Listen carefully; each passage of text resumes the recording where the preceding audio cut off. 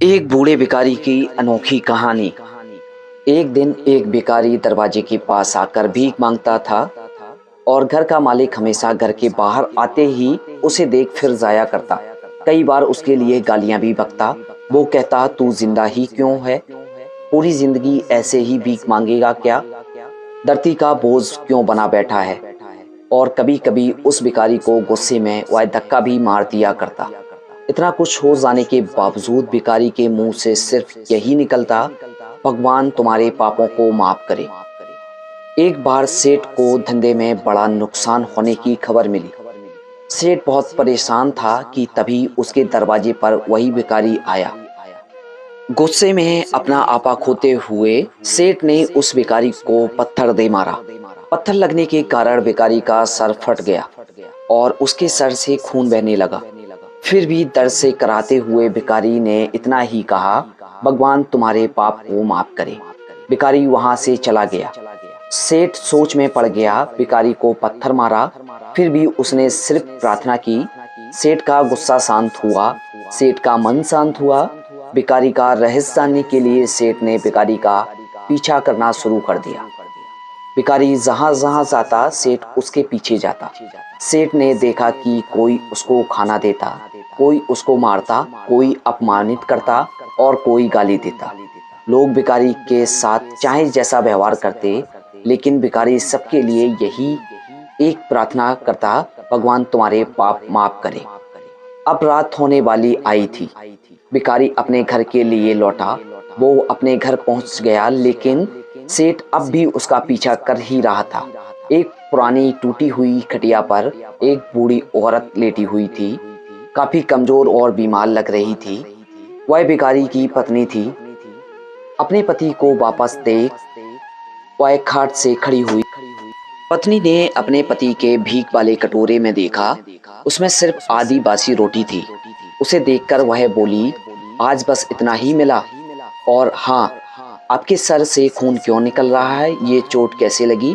बूढ़ा भिखारी बोला, आज बस इतना ही मिला, किसी ने कुछ नहीं दिया, सबने गालियां दी और एक नए पत्थर भी फेंकना, इसलिए मेरा सर फट गया। एक गहरी ठंडी सांस लेकर बूढ़ा भिखारी फिर से बोला, यह मेरे पापों का फल है। तुम्हें याद है कुछ साल पहले हम कितने अमीर थे? क्या कुछ नहीं था हमारे पास? हमारे पास हर चीज जरूरत से ज्यादा थी, लेकिन हमने कभी दान नहीं किया। और उससे भी बुरा हमने उस अंधे भिखारी के साथ किया जो हमारे द्वार पर भीख मांगने आया करता था।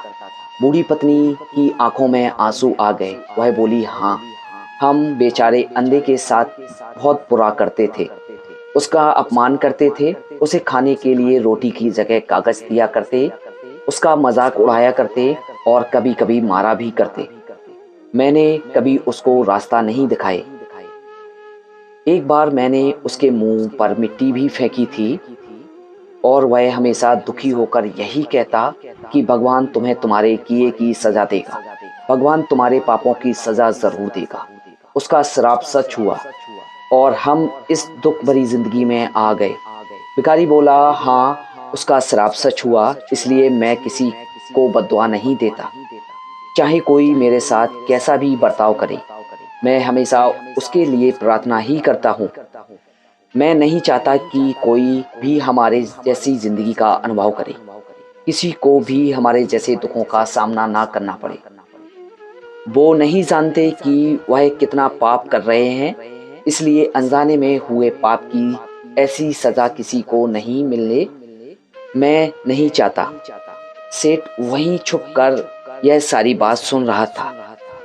अब उसे सब कुछ समझ में आ गया। भिखारी और उसकी पत्नी ने वह आधी रोटी मिल बांट कर खाई और भगवान का धन्यवाद बोलकर सो गए। अगले दिन भिखारी फिर से भीख मांगने गया। सेठ के घर के पास जाता है। सेठ ने पहले से गर्म रोटी उसके लिए निकाल कर रखी थी। उसे देते हुए सेठ विनम्रता से बोला, माफ कर दीजिए बाबा, उससे बहुत बड़ी गलती हो गई है। बूढ़ा भिखारी बोला, भगवान तेरा भला करे।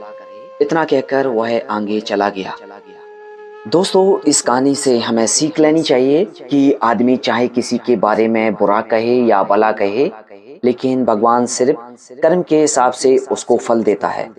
क्या हुआ अगर भगवान नहीं दिखता, लेकिन यह बात बिल्कुल सच है, उसके खाते में सबका हिसाब पक्का होता है।